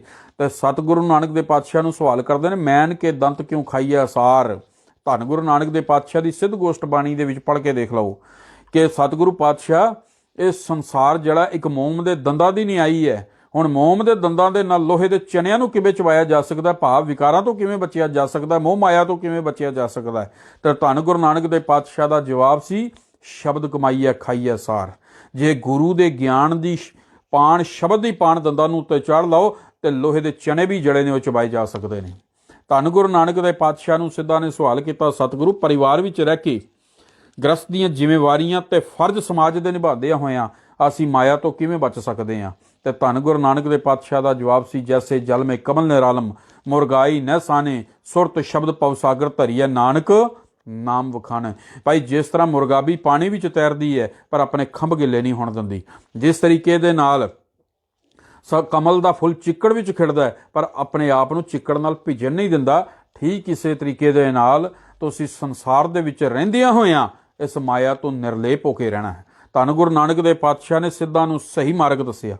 ਧੰਨ ਗੁਰੂ ਨਾਨਕ ਦੇ ਪਾਤਸ਼ਾਹ ਨੇ ਧਾਰਮਿਕ ਅਗਵਾਈ ਕਰਦਿਆਂ ਹੋਇਆਂ ਸਤਿਗੁਰੂ ਨਾਨਕ ਦੇ ਪਾਤਸ਼ਾਹ ਹਰਿਦੁਆਰ ਗਏ ਤੇ ਹਰਿਦੁਆਰ ਸਤਿਗੁਰੂ ਪਾਤਸ਼ਾਹ ਜੀ ਮਹਾਰਾਜ ਨੇ ਦੇਖੇ, ਕਿਉਂਕਿ ਉਸ ਸਮੇਂ ਦੇ ਧਾਰਮਿਕ ਆਗੂ ਨੇ ਇੱਕ ਆਮ ਲੋਕਾਈ ਤੱਕ ਜੋ ਧਰਮ ਦੇ ਗ੍ਰੰਥਾਂ ਦੇ ਵਿੱਚ ਲਿਖੀ ਹੋਈ ਸੀ, ਜੋ ਅਸਲੀਅਤ ਸੀ, ਜੋ ਮਨੁੱਖ ਨੂੰ ਇੱਕ ਨਿਰੰਕਾਰ ਨਾਲ ਜੋੜਦੀ ਸੀ, ਉਹ ਅਸਲੀਅਤ ਪਹੁੰਚਣ ਨਹੀਂ ਸੀ ਦਿੱਤੀ। ਤਾਂ ਧੰਨ ਗੁਰੂ ਨਾਨਕ ਦੇ ਪਾਤਸ਼ਾਹ ਨੇ ਧਰਮ ਦੇ ਆਗੂ ਦਾ ਪਾਜ ਉਗਾੜਨ ਦੇ ਵਾਸਤੇ ਸਤਿਗੁਰੂ ਨਾਨਕ ਦੇ ਪਾਤਸ਼ਾਹ ਨੇ ਪ੍ਰਚਾਰਕ ਦੌਰੇ ਆਰੰਭ ਕੀਤੇ ਤਾਂ ਕਿ ਇੱਕ ਮਨੁੱਖਤਾ ਨੂੰ ਇੱਕ ਨਿਰੰਕਾਰ ਦੇ ਨਾਲ ਜੋੜਿਆ ਜਾ ਸਕੇ, ਕਿਉਂਕਿ ਸੰਸਾਰ ਦਾ ਮਨੁੱਖ ਜਿਹੜਾ ਹੈ ਉਹ ਨਿਰੰਕਾਰ ਨਾਲੋਂ ਟੁੱਟ ਕੇ ਉਸ ਦੀਆਂ ਬਣਾਈਆਂ ਹੋਈਆਂ ਚੀਜ਼ਾਂ ਦੇ ਨਾਲ ਜੁੜ ਗਿਆ ਸੀ। ਧੰਨ ਗੁਰੂ ਨਾਨਕ ਦੇ ਪਾਤਸ਼ਾਹ ਗਏ, ਦੇਖਿਆ ਲੋਕੀ ਸੂਰਜ ਦੇ ਨਿਮਿਤ ਆਪਣੇ ਪਿਤਰਾਂ ਨੂੰ ਪਾਣੀ ਦੇ ਰਹੇ ਨੇ, ਤਾਂ ਧੰਨ ਗੁਰੂ ਨਾਨਕ ਦੇ ਪਾਤਸ਼ਾਹ ਨੇ ਉਲਟੀ ਦਿਸ਼ਾ ਵਾਲੇ ਪਾਸੇ ਕਰਤਾਰਪੁਰ ਵਾਲੇ ਪਾਸੇ ਮੂੰਹ ਕਰਕੇ ਪਾਣੀ ਦੇਣਾ ਸ਼ੁਰੂ ਕਰ ਦਿੱਤਾ। ਧਰਮ ਦੇ ਆਗੂਆਂ ਨੇ ਇਕੱਠੇ ਹੋ ਕੇ ਪੁੱਛਿਆ, ਪਾਤਸ਼ਾਹ ਇਹ ਕੀ ਕਰ ਰਹੇ ਹੋ? ਸਤਿਗੁਰੂ ਕਹਿਣ ਲੱਗੇ, ਕਰਤਾਰਪੁਰ ਮੇਰੀ ਖੇਤੀ ਸੁੱਕ ਰਹੀ, ਮੈਂ ਉਸ ਨੂੰ ਪਾਣੀ ਦੇ ਰਿਹਾ। ਸਾਰੇ ਹੱਸ ਪਏ, ਕਹਿਣ ਲੱਗੇ, ਪਾਤਸ਼ਾਹ ਇੱਥੋਂ 300 ਮੀਲ ਦੂਰ ਤੁਹਾਡਾ ਪਾਣੀ ਕਰਤਾਰਪੁਰ ਕਿਵੇਂ ਪਹੁੰਚੇਗਾ? ਤੇ ਧੰਨ ਗੁਰੂ ਨਾਨਕ ਦੇ ਪਾਤਸ਼ਾਹ ਦਾ ਦਲੀਲ ਦੇ ਨਾਲ ਇੱਕ ਜਵਾਬ ਸੀ ਕਿ ਜੇ ਤੁਹਾਡਾ ਕਰੋੜਾਂ ਮੀਲ ਦੂਰ ਸੂਰਜ ਪਿਤਰਾਂ ਤੱਕ ਪਾਣੀ ਪਹੁੰਚ ਸਕਦਾ ਹੈ ਤੇ ਮੇਰਾ 300 ਮੀਲ ਦੂਰ ਕਰਤਾਰਪੁਰ ਕਿਉਂ ਨਹੀਂ ਪਹੁੰਚੇਗਾ ਇਸ ਧਰਤੀ ਦੇ ਦੂਸਰੇ ਕੋਨੇ ਤੱਕ। ਇੱਕ ਐਸਾ ਲੌਜਿਕ, ਐਸੀ ਦਲੀਲ ਸੀ, ਲੋਕਾਂ ਨੂੰ ਸਮਝ ਆਈ ਕਿ ਨਹੀਂ ਭਾਈ ਇਹ ਹਕੀਕਤ ਹੈ, ਇਹ ਸੱਚਾਈ ਹੈ। ਧੰਨ ਗੁਰੂ ਨਾਨਕ ਦੇ ਪਾਤਸ਼ਾਹ ਜਦੋਂ ਜਗਨਨਾਥਪੁਰੀ ਗਏ ਤਾਂ ਸਤਿਗੁਰੂ ਆਰਤੀ ਵਿੱਚ ਸ਼ਾਮਲ ਨਹੀਂ ਹੋਏ। ਜਦੋਂ ਧਰਮ ਦੇ ਆਗੂਆਂ ਨੇ ਕਿਹਾ ਪਾਤਸ਼ਾਹ ਤੁਸੀਂ ਸ਼ਾਮਲ ਨਹੀਂ ਹੋਏ, ਤਾਂ ਸਤਿਗੁਰੂ ਕਹਿਣ ਲੱਗੇ ਉਸ ਨਿਰੰਕਾਰ ਦੀ ਆਰਤੀ ਬ੍ਰਹਿਮੰਡ ਦੇ ਵਿੱਚ ਆਪਣੇ ਆਪ ਹੋ ਰਹੀ ਹੈ। ਉਹਨਾਂ ਸਵਾਲ ਕੀਤਾ ਉਹ ਕਿਵੇਂ? ਤੇ ਧੰਨ ਗੁਰੂ ਨਾਨਕ ਦੇ ਪਾਤਸ਼ਾਹ ਦਾ ਜਵਾਬ ਸੀ, ਅਸੀਂ ਸੋਹਿਲੇ ਸਾਹਿਬ ਦੀ ਬਾਣੀ ਦੇ ਵਿੱਚ ਪੜ੍ਹਦੇ ਹਾਂ, ਗਗਨ ਮੈਂ ਥਾਲ ਰਵ ਚੰਦ ਦੀਪਕ ਬਨੇ ਤਾਰ ਕਾ ਮੰਡਲ ਜਨਕ ਮੋਤੀ ਧੂਪ ਮਲ ਆਨ ਲੋ ਪਵਨ ਚਵਰੋ ਕਰੇ ਸਗਲ ਬਨ ਰਾਏ ਫੁਲੰਤ ਜੋਤੀ ਕੈਸੀ ਆਰਤੀ ਹੋਏ। ਪਾਤਸ਼ਾਹ ਕਹਿਣ ਲੱਗੇ ਉਸ ਦੀ ਆਰਤੀ ਤੇ ਆਪਣੇ ਆਪ ਹੋ ਰਹੀ ਹੈ, ਉਸ ਨਿਰੰਕਾਰ ਨੂੰ ਸਾਡੀ ਆਰਤੀਆਂ ਦੀ ਜ਼ਰੂਰਤ ਨਹੀਂ, ਸਾਰਾ ਬ੍ਰਹਿਮੰਡ ਹੀ ਉਸ ਦੀ ਆਰਤੀ ਉਤਾਰ ਰਿਹਾ ਹੈ। ਧੰਨ ਗੁਰੂ ਨਾਨਕ ਦੇ ਪਾਤਸ਼ਾਹ ਨੇ ਲਾਜਿਕ ਨਾਲ ਗੱਲ ਕੀਤੀ। ਸਤਿਗੁਰੂ ਮੱਕਾ ਮਦੀਨਾ ਗਏ, ਸਤਿਗੁਰੂ ਦੇ ਪੈਰ ਦੇਖ ਕੇ ਧਰਮ ਦੇ ਆਗੂ ਨੇ, ਮੌਲਵੀ ਨੇ ਇਹ ਗੱਲ ਕਹੀ ਕਿ ਪਾਤਸ਼ਾਹ ਤੁਹਾਡੇ ਪੈਰ ਜਿਹੜੇ ਨੇ ਉਸ ਪਾਸੇ ਨੇ, ਰੱਬ ਦੇ ਘਰ ਵਾਲੇ ਪਾਸੇ ਨੇ, ਖੁਦਾ ਦੇ ਘਰ ਵਾਲੇ ਪਾਸੇ ਨੇ। ਤਾਂ ਧੰਨ ਗੁਰੂ ਨਾਨਕ ਦੇ ਪਾਤਸ਼ਾਹ ਦਾ ਜਵਾਬ ਸੀ, ਜਿਸ ਪਾਸੇ ਖੁਦਾ ਨਹੀਂ, ਜਿਸ ਪਾਸੇ ਖੁਦਾ ਦਾ ਘਰ ਨਹੀਂ, ਉਸ ਪਾਸੇ ਕਰਦੇ ਹੋ। ਸਮਝ ਆ ਗਈ ਕਿ ਖੁਦਾ ਤੇ ਜ਼ਰੇ ਜ਼ਰੇ ਦੇ ਵਿੱਚ ਬੈਠਾ ਹੈ, ਪਰਮਾਤਮਾ ਹਰ ਜਗ੍ਹਾ ਦੇ ਉੱਤੇ ਰਮਿਆ ਹੋਇਆ, ਕਿਹੜੇ ਪਾਸੇ ਐਸੀ ਜਗ੍ਹਾ ਹੈ ਜਿੱਥੇ ਪਰਮਾਤਮਾ ਨਾ ਹੋਵੇ। ਸਮਝ ਆ ਗਈ, ਗਿਆਨ ਆ ਗਿਆ। ਧੰਨ ਗੁਰੂ ਨਾਨਕ ਦੇ ਪਾਤਸ਼ਾਹ ਜੀ ਮਹਾਰਾਜ 1509 ਈਸਵੀ ਦੇ ਵਿੱਚ ਜਦੋਂ ਗਿਆ ਦੇ ਅਸਥਾਨ ਦੇ ਉੱਤੇ ਗਏ, ਉੱਥੇ ਵਹਿਮਾਂ ਭਰਮਾਂ ਦੇ ਵਿੱਚ ਫਸੇ ਹੋਏ ਲੋਕਾਂ ਨੂੰ ਸੁਚੇਤ ਕਰਦਿਆਂ ਗੁਰੂ ਨਾਨਕ ਦੇ ਪਾਤਸ਼ਾਹ ਨੇ ਸਮਝਾਇਆ ਕਿ ਭਾਈ ਦੀਵਾ ਬਾਲਣਾ ਤੇ ਕਿਸ ਤਰ੍ਹਾਂ ਦਾ ਬਾਲਣਾ ਹੈ, ਜੇ ਪਿਤਰਾਂ ਦੇ ਨਿਮਿਤ ਪੁੰਨ ਦਾਨ ਕਰਨਾ ਤੇ ਕਿਸ ਤਰੀਕੇ ਦਾ ਕਰਨਾ ਹੈ। ਸਤਿਗੁਰੂ ਨੇ ਸ਼ਬਦ ਉਚਾਰਨ ਕੀਤਾ, ਦੀਵਾ ਮੇਰਾ ਏਕ ਨਾਮ ਦੁੱਖ ਵਿੱਚ ਪਾਇਆ ਤੇਲ। ਭਾਈ ਦੀਵਾ ਕਿਹੜਾ ਬਾਲਣਾ? ਪਰਮਾਤਮਾ ਦੇ ਨਾਮ ਦਾ, ਤੇ ਉਸ ਵਿੱਚ ਤੇਲ ਕਿਹੜਾ ਪਾਣਾ? ਦੁੱਖਾਂ ਦਾ, ਵਿਕਾਰਾਂ ਦਾ। ਦੀਵਾ ਮੇਰਾ ਏਕ ਨਾਮ ਦੁੱਖ ਵਿੱਚ ਪਾਇਆ ਤੇਲ, ਉਣ ਚਾਨਣ ਓਏ ਸੌਖਿਆ ਚੁੱਕਾ ਜਮ ਸਿਓ ਮੇਲ, ਲੋਕਾ ਮਤ ਕੋ ਫੱਕੜ ਪਾਏ ਲੱਖ ਮੜਿਆਂ ਕਾਰੇ ਇਕੱਠੇ ਏਕ ਰਤੀ ਲਹਿ ਪਾ। ਭਾਈ ਜਿਸ ਤਰ੍ਹਾਂ ਲੱਖਾਂ ਮਣ ਲੱਕੜਾਂ ਦਾ ਢੇਰ ਇਕੱਠਾ ਕਰ ਦਿਓ, ਇੱਕ ਛੋਟੀ ਜਿਹੀ ਅੱਗ ਦੀ ਚਿੰਗਾਰੀ ਸੁੱਟ ਦਿਓ, ਉਹ ਪਲਾਂ ਵਿੱਚ ਸੜ ਕੇ ਸੁਆਹ ਜਾਂਦਾ ਹੈ। ਇਸੇ ਤਰੀਕੇ ਦੇ ਨਾਲ ਉਸ ਪਰਮਾਤਮਾ ਦਾ ਨਾਮ ਜਪਣ ਦੇ ਨਾਲ ਜੀਵਨ ਘਰ ਭਰ ਦੇ ਕੀਤੇ ਹੋਏ ਗੁਨਾਹ ਦੇ ਪਾਪ ਜਿਹੜੇ ਵਿਕਾਰ ਜਿਹੜੇ ਨੇ ਉਹ ਨਾਸ਼ ਹੋ ਜਾਂਦੇ ਨੇ। ਸਤਿਗੁਰੂ ਨੇ ਜੀਵਨ ਦਾ ਢੰਗ ਦੱਸਿਆ, ਰਸਤਾ ਦੱਸਿਆ, ਲੋਕਾਂ ਨੂੰ ਇੱਕ ਨਿਰੰਕਾਰ ਦੇ ਨਾਲ ਜੁੜਿਆ। ਧੰਨ ਗੁਰੂ ਨਾਨਕ ਦੇ ਪਾਤਸ਼ਾਹ ਜੀ ਮਹਾਰਾਜ ਨੇ ਜੇ ਸਮਾਜਿਕ ਤੌਰ ਤੇ ਗੱਲ ਕਰੀਏ ਤਾਂ ਧੰਨ ਗੁਰੂ ਨਾਨਕ ਦੇ ਪਾਤਸ਼ਾਹ ਨੇ ਸਮਾਜਿਕ ਤੌਰ ਤੇ ਵੀ ਮਨੁੱਖਤਾ ਦੀ ਅਗਵਾਈ ਕੀਤੀ। ਧੰਨ ਗੁਰੂ ਨਾਨਕ ਦੇ ਪਾਤਸ਼ਾਹ ਨੇ ਸਮਾਜਿਕ ਤੌਰ ਤੇ ਦੇਖਿਆ ਕਿ ਸਮਾਜ ਦੀ ਕੀ ਹਾਲਤ ਹੈ, ਜਾਤਾਂ ਦੇ ਵਿੱਚ, ਪਾਤਾਂ ਦੇ ਵਿੱਚ, ਊਚ ਨੀਚ ਦੇ ਵਿੱਚ ਸਮਾਜ ਜਿਹੜਾ ਉਹ ਵੰਡਿਆ ਪਿਆ, ਉਹ ਭਰਮਿਆ ਪਿਆ। ਧੰਨ ਗੁਰੂ ਨਾਨਕ ਦੇਵ ਪਾਤਸ਼ਾਹ ਨੇ ਸਮਾਜਿਕ ਤੌਰ 'ਤੇ ਅਗਵਾਈ ਕੀਤੀ। ਸਮਾਜ ਦੇ ਵਿੱਚ ਉਸ ਸਮੇਂ ਹਾਲਤ ਇਹ ਸੀ ਕਿ ਇੱਕ ਜਿਹੜਾ ਜਾਨਵਰ ਤਾਂ ਇੱਕ ਖੜੇ ਪਾਣੀ ਦੇ ਵਿੱਚੋਂ ਪਾਣੀ ਪੀ ਸਕਦਾ ਸੀ, ਪਰੰਤੂ ਛੋਟੀ ਜਾਤ ਵਾਲੇ ਨੂੰ ਅਧਿਕਾਰ ਨਹੀਂ ਸੀ ਕਿ ਉਹ ਉੱਥੇ ਆਣ ਕੇ ਪਾਣੀ ਪੀ ਸਕੇ। ਧੰਨ ਗੁਰੂ ਨਾਨਕ ਦੇਵ ਪਾਤਸ਼ਾਹ ਨੇ ਅਗਵਾਈ ਕੀਤੀ, ਜਾਤ ਅਭਿਮਾਨੀਆਂ ਦਾ ਅਹੰਕਾਰ ਤੋੜਿਆ ਸਤਿਗੁਰੂ ਪਾਤਸ਼ਾਹ ਨੇ। ਧੰਨ ਭਾਈ ਲਾਲੋ ਦੇ ਘਰ ਗੁਰੂ ਨਾਨਕ ਦੇਵ ਪਾਤਸ਼ਾਹ ਗਏ, ਜਿਹੜਾ ਜਾਤ ਦਾ ਤਰਖਾਣ ਸੀ, ਗਰੀਬ ਸੀ, ਉਸ ਦੇ ਘਰ ਦੇ ਵਿੱਚ ਜਾ ਕੇ ਗੁਰੂ ਨਾਨਕ ਦੇਵ ਪਾਤਸ਼ਾਹ ਨੇ ਕੋਧਰੇ ਦੀ ਰੋਟੀ ਤੇ ਸਾਗ ਖਾਧਾ। ਪਰੰਤੂ ਧਨਾੜ ਤੇ ਉੱਚ ਜਾਤ ਦੇ ਭਾਈ ਲਾਲੋ ਦੇ ਘਰ ਗੁਰੂ ਨਾਨਕ ਦੇਵ ਪਾਤਸ਼ਾਹ ਜੀ ਮਹਾਰਾਜ ਨਹੀਂ ਗਏ। ਉੱਚ ਜਾਤੀਆਂ ਨੇ ਸ਼ੋਰ ਪਾਇਆ ਕਿ ਗੁਰੂ ਨਾਨਕ ਦੇਵ ਪਾਤਸ਼ਾਹ ਇਸ ਭਾਈ ਲਾਲੋ ਦੇ ਘਰ ਦੇ ਵਿੱਚ ਠਹਿਰ ਕੇ ਤੇ ਮਲਕ ਭਾਗੋ ਦੇ ਮਹਿਲਾਂ ਦੇ ਵਿੱਚ ਨਾ ਜਾ ਕੇ ਉੱਚ ਜਾਤੀਆਂ ਵਾਲਿਆਂ ਦਾ ਅਪਮਾਨ ਕਰ ਰਹੇ ਨੇ। ਤੇ ਧੰਨ ਗੁਰੂ ਨਾਨਕ ਦੇਵ ਪਾਤਸ਼ਾਹ ਨੂੰ ਜਦੋਂ ਧਰਮ ਦੇ ਠੇਕੇਦਾਰਾਂ ਨੇ ਸਵਾਲ ਕੀਤਾ ਤੇ ਧੰਨ ਗੁਰੂ ਨਾਨਕ ਦੇਵ ਪਾਤਸ਼ਾਹ ਦਾ ਜਵਾਬ ਸੀ, ਸ਼ਬਦ ਉਚਾਰਨ ਕੀਤਾ, ਨੀਚਾਂ ਅੰਦਰ ਨੀਚ ਜਾਤ, ਨੀਚੀ ਹੋਂ ਅਤ ਨੀਚ, ਨਾਨਕ ਤਿਨ ਕਾ ਸੰਗ ਸਾਥ ਵੱਡਿਆਂ ਸਿਓ ਕਿਆ ਰੀਸ, ਜਿੱਥੈ ਨੀਚ ਸਮਾਲੀਨ ਤਿੱਥੈ ਨਦਰ ਤੇਰੀ। ਬਖਸ਼ੀਸ਼ ਭਾਈ, ਜਿੱਥੇ ਨੀਚ ਲੋਕੀ ਰਹਿੰਦੇ ਨੇ ਮੈਂ ਉਹਨਾਂ ਦੇ ਵਿੱਚ ਰਹਿਣਾ ਪਸੰਦ ਕਰਾਂਗਾ। ਸਤਿਗੁਰੂ ਪਾਤਸ਼ਾਹ ਨੇ ਉਹਨਾਂ ਦੀ ਬਾਂਹ ਪਕੜੀ, ਉਹਨਾਂ ਨੂੰ ਉੱਚਾ ਚੁੱਕਿਆ, ਮਨੁੱਖਤਾ ਦੇ ਬਰਾਬਰ, ਆਮ ਮਨੁੱਖ ਦੇ ਬਰਾਬਰ ਲਿਆ ਕੇ ਖੜਾ ਕੀਤਾ। ਬਰਾਬਰ ਦੇ ਅਧਿਕਾਰ ਸਤਿਗੁਰੂ ਨਾਨਕ ਦੇਵ ਪਾਤਸ਼ਾਹ ਜੀ ਮਹਾਰਾਜ ਨੇ ਦਿੱਤੇ ਨੇ। ਉਹ ਜੋ ਜਾਤੀ ਦੇ ਮਲਕ ਭਾਗੋ ਦੇ ਘਰ ਨਹੀਂ ਗਏ। ਜਦੋਂ ਮਲਕ ਭਾਗੋ ਨੇ ਆਣ ਕੇ ਇਹ ਗੱਲ ਪੁੱਛਿਆ, ਪਾਤਸ਼ਾਹ ਤੁਸੀਂ ਮੇਰੇ ਘਰ ਦੇ ਬਣੇ ਹੋਏ 36 ਪ੍ਰਕਾਰ ਦੇ ਪਕਵਾਨ ਖਾਣ ਤੋਂ ਇਨਕਾਰ ਕਰ ਦਿੱਤਾ ਤੇ ਇਸ ਗਰੀਬੜੇ ਤੇ ਨੀਚ ਜਾਤ ਦੇ ਭਾਈ ਲਾਲੋ ਦੇ ਘਰ ਦੇ ਵਿੱਚ ਕੋਧਰੇ ਦੀ ਰੋਟੀ ਤੇ ਸਾਗ ਕਿਉਂ ਖਾ ਰਹੇ ਹੋ?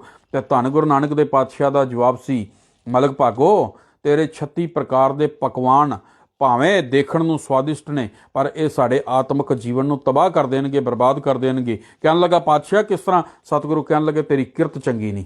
ਕਹਿੰਦਾ, ਤੁਹਾਨੂੰ ਕਿਸ ਤਰ੍ਹਾਂ ਪਤਾ? ਤਾਂ ਧੰਨ ਗੁਰੂ ਨਾਨਕ ਦੇ ਪਾਤਸ਼ਾਹ ਦਾ ਜਵਾਬ ਸੀ, ਕਹਿਣ ਲੱਗੇ, ਕਿੱਕਰ ਦੇ ਬੀਜ ਨੂੰ ਕੰਡੇ ਨਹੀਂ ਹੁੰਦੇ, ਪਰ ਜੇ ਕਿੱਕਰ ਦੇ ਬੀਜ ਨੂੰ ਕੋਈ ਜ਼ਮੀਨ ਵਿੱਚ ਬੀਜ ਦੇ ਤੇ ਕਿੱਕਰ ਦਾ ਰੁੱਖ ਉੱਗ ਪੈਂਦਾ ਤੇ ਉਸ ਤੋਂ ਨਿਕਲੀਆਂ ਸੋਲਾਂ ਜੜੀਆਂ ਨੇ, ਉਹ ਜਿਸ ਨੂੰ ਵੀ ਚੁੱਭਦੀਆਂ ਨੇ ਉਸ ਨੂੰ ਦੁੱਖ ਦਿੰਦੀਆਂ ਨੇ। ਇਸ ਕਰਕੇ ਤੇਰਾ ਭੋਜਨ ਵੇਖਣ ਨੂੰ ਭਾਵੇਂ ਸਵਾਦੀ ਹੈ, ਪਰ ਇਹ ਸਾਡੇ ਆਤਮਿਕ ਜੀਵਨ ਨੂੰ ਤਬਾਹ ਕਰ ਦੇਗਾ, ਬਰਬਾਦ ਕਰ ਦੇਗਾ। ਧੰਨ ਗੁਰੂ ਨਾਨਕ ਦੇ ਪਾਤਸ਼ਾਹ ਨੇ ਸਹੀ ਰਸਤਾ ਵਿਖਾਇਆ, ਜ਼ਮੀਨ ਦੇ ਉੱਤੇ ਲਿਆਂਦਾ, ਉਸ ਨੂੰ ਉਸਦੀ ਗਲਤੀ ਦਾ ਅਹਿਸਾਸ ਕਰਵਾਇਆ। ਧੰਨ ਗੁਰੂ ਨਾਨਕ ਦੇ ਪਾਤਸ਼ਾਹ ਨੇ ਸਮਾਜ ਅੰਦਰ ਦੇਖਿਆ ਇਸਤਰੀ ਜਾਤੀ ਦੀ ਹਾਲਤ ਕੀ ਸੀ। ਇਸਤਰੀ ਜਾਤੀ ਨੂੰ ਉਸ ਸਮੇਂ ਪੈਰ ਦੀ ਜੁੱਤੀ ਸਮਝਿਆ ਜਾਂਦਾ ਸੀ। ਉਸ ਨੂੰ ਇਹ ਅਧਿਕਾਰ ਨਹੀਂ ਸੀ ਮਰਦਾਂ ਦੇ ਬਰਾਬਰ, ਉਸ ਨੂੰ ਇਹ ਅਧਿਕਾਰ ਨਹੀਂ ਸੀ ਕਿ ਉਹ ਧਾਰਮਿਕ ਕਰਮ ਕਰ ਸਕੇ, ਉਸ ਨੂੰ ਅਧਿਕਾਰ ਨਹੀਂ ਸੀ ਉਹ ਧਾਰਮਿਕ ਸਥਾਨਾਂ ਦੇ ਉੱਤੇ ਜਾ ਕੇ ਪੂਜਾ ਅਰਚਨਾ ਕਰ ਸਕੇ, ਪੂਜਾ ਪਾਠ ਕਰ ਸਕੇ। ਧੰਨ ਗੁਰੂ ਨਾਨਕ ਦੇ ਪਾਤਸ਼ਾਹ ਨੇ ਲਤਾੜੀ ਜਾ ਰਹੀ ਇਸਤਰੀ ਜਾਤੀ ਦੇ ਹੱਕ ਦੇ ਵਿੱਚ ਆਵਾਜ਼ ਬੁਲੰਦ ਕੀਤੀ। ਸਤਿਗੁਰੂ ਨਾਨਕ ਦੇ ਪਾਤਸ਼ਾਹ ਜੀ ਮਹਾਰਾਜ ਨੇ ਸ਼ਬਦ ਉਚਾਰਨ ਕੀਤਾ, ਪੰਡ ਜੰਮੀ ਹੈ ਪੰਡ ਨਿੰਮੀ ਹੈ, ਪੰਡ ਮੰਗਣ ਵਿਆਹ, ਪੰਡੋ ਹੋਵੈ ਦੋਸਤੀ, ਭੰਡੋ ਚੱਲਾ ਰਾ, ਪੰਡ ਮੂਆ ਪੰਡ ਭਾਲੀ ਹੈ, ਪੰਡ ਹੋਵੈ ਬੰਦਾਨ, ਸੋ ਕਿਉਂ ਮੰਦਾ ਆਖੀਐ ਜਿਤ ਜੰਮੈ ਰਾਜਾਨ। ਭਾਈ, ਜਿਸ ਇਸਤਰੀ ਦੀ ਕੁੱਖ ਦੇ ਵਿੱਚੋਂ ਬੜੇ ਬੜੇ ਰਿਸ਼ੀ, ਓਲੀਏ, ਅਵਤਾਰ, ਪੀਰ, ਪੈਗੰਬਰ ਪੈਦਾ ਹੋਏ ਹੋਣ, ਉਸ ਇਸਤਰੀ ਨੂੰ ਕਦੀ ਮਾੜਾ ਨਹੀਂ ਆਖਿਆ ਜਾਣਾ ਚਾਹੀਦਾ। ਮਾੜਾ ਮਨੁੱਖ ਮਾੜੇ ਕਰਮਾਂ ਕਰਕੇ ਹੁੰਦਾ ਹੈ, ਮਾੜੀ ਵਿਚਾਰ ਕਰਕੇ ਹੁੰਦਾ ਹੈ। ਮਾੜਾ ਮਨੁੱਖ ਜਾਤ ਦੇ ਕਰਕੇ ਜਾਂ ਜਨਮ ਲੈਣ ਦੇ ਕਰਕੇ ਨਹੀਂ ਹੁੰਦਾ। ਸਤਿਗੁਰੂ ਨਾਨਕ ਦੇ ਪਾਤਸ਼ਾਹ ਨੇ ਇਸਤਰੀ ਜਾਤੀ ਨੂੰ ਇਹ ਸਨਮਾਨ ਦਿੱਤਾ ਤੇ ਇਸਤਰੀ ਜਾਤੀ ਦੇ ਹੱਕ ਦੇ ਵਿੱਚ ਆਵਾਜ਼ ਬੁਲੰਦ ਕਰਨ ਵਾਲੇ ਗੁਰੂ ਨਾਨਕ ਦੇ ਪਾਤਸ਼ਾਹ ਜੀ ਮਹਾਰਾਜ ਪਹਿਲੇ ਪੈਗੰਬਰ ਸਨ, ਪਹਿਲੇ ਗੁਰੂ ਸਨ। ਤੇ ਬਾਅਦ ਦੇ ਵਿੱਚ ਮਾਤਾ ਖੀਵੀ ਜੀ ਦਾ ਨਾਮ ਸਾਹਿਬ ਸ੍ਰੀ ਗੁਰੂ ਗ੍ਰੰਥ ਸਾਹਿਬ ਜੀ ਮਹਾਰਾਜ ਦੀ ਪਾਵਨ ਪਵਿੱਤਰ ਬਾਣੀ ਦੇ ਵਿੱਚ ਵੀ ਦਰਜ ਹੋਇਆ ਹੈ। ਗੁਰੂ ਗ੍ਰੰਥ ਸਾਹਿਬ ਦੇ ਵਿੱਚ ਮਾਤਾ ਖੀਵੀ ਜੀ ਦਾ ਨਾਮ ਆਇਆ।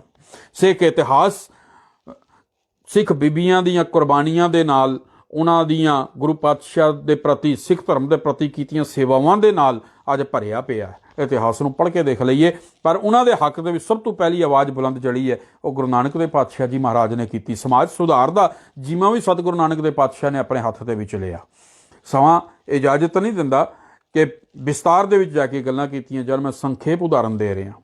ਜੇ ਰਾਜਨੀਤਿਕ ਪੱਖ ਦੀ ਗੱਲ ਕੀਤੀ ਜਾਵੇ ਤੇ ਗੁਰੂ ਨਾਨਕ ਦੇ ਪਾਤਸ਼ਾਹ ਨੇ ਰਾਜਨੀਤਿਕ ਤੌਰ ਤੇ ਵੀ ਜਿਹੜੀ ਹੈ ਸਾਡੀ ਅਗਵਾਈ ਕੀਤੀ। ਇਸ ਦੇਸ਼ ਦੇ ਲੋਕਾਂ ਦੀ, ਸੰਸਾਰ ਦੇ ਲੋਕਾਂ ਦੀ ਸਤਿਗੁਰੂ ਪਾਤਸ਼ਾਹ ਜੀ ਮਹਾਰਾਜ ਨੇ ਰਾਜਨੀਤਿਕ ਤੌਰ ਤੇ ਵੀ ਅਗਵਾਈ ਕੀਤੀ। ਜਦੋਂ ਬਾਬਰ ਹਮਲਾਵਰ ਬਣ ਕੇ ਇਸ ਦੇਸ਼ ਦੇ ਉੱਤੇ ਆਇਆ, ਉਸ ਨੇ ਤਬਾਹੀ ਮਚਾਈ ਤੇ ਵੱਡੇ ਵੱਡੇ ਆਪਣੇ ਆਪ ਨੂੰ ਸੂਰਬੀਰ ਤੇ ਯੋਧੇ ਕਹਾਣ ਵਾਲੇ ਜਿਹੜੇ ਸਨ, ਉਹ ਆਪਣੇ ਹਥਿਆਰ ਸੁੱਟ ਕੇ ਸਿਲੰਡਰ ਹੋ ਗਏ, ਨਸ ਗਏ।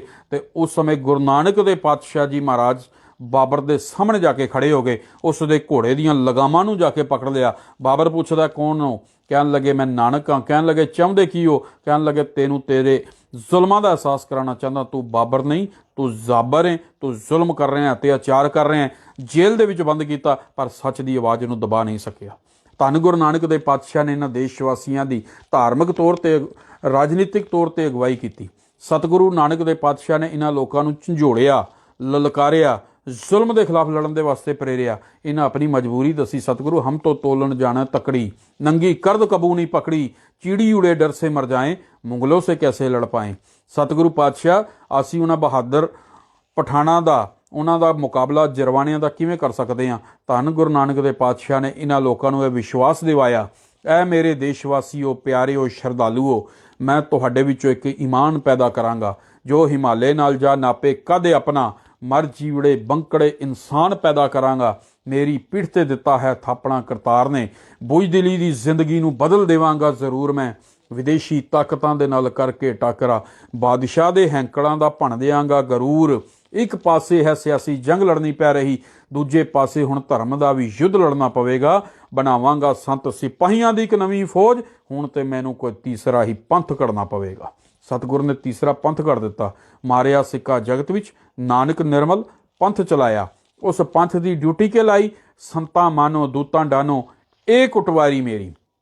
ਇਹ ਉਹ ਪੰਥ ਸੀ, ਇਹ ਉਹ ਧਰਮ ਸੀ ਜਿਹੜਾ ਵਹਿਮਾਂ ਭਰਮਾਂ ਪਖੰਡਾਂ ਤੋਂ ਉੱਪਰ ਉੱਠ ਕੇ, ਜਿਹੜਾ ਇੱਕ ਨਿਰੰਕਾਰ ਅਕਾਲ ਪੁਰਖ ਵਾਹਿਗੁਰੂ ਦੇ ਨਾਲ ਜੁੜਿਆ ਸੀ, ਜਿਹੜਾ ਉਹ ਮਤ ਸੀ ਜਿਸ ਨੂੰ ਸਤਿਗੁਰੂ ਪਾਤਸ਼ਾਹ ਜੀ ਮਹਾਰਾਜ ਨੇ ਇਹ ਸਿਧਾਂਤ ਦਿੱਤਾ ਕਿ ਭਾਈ ਜੇ ਇਸ ਧਰਮ ਦੇ ਵਿੱਚ ਦਾਖਲਾ ਲੈਣਾ ਹੈ ਤੇ ਜੋ ਤੋ ਪ੍ਰੇਮ ਖਿਲਣ ਕਾ ਚਾਓ, ਸਿਰ ਤਰਤਲੀ ਗਲੀ ਮਰੀ ਆਓ, ਇਤ ਮਾਰਗ ਪੈਰ ਧਰੀਜੈ, ਸਿਰ ਦੀਜੈ ਕਾਣ ਨਾ ਕੀਚੈ।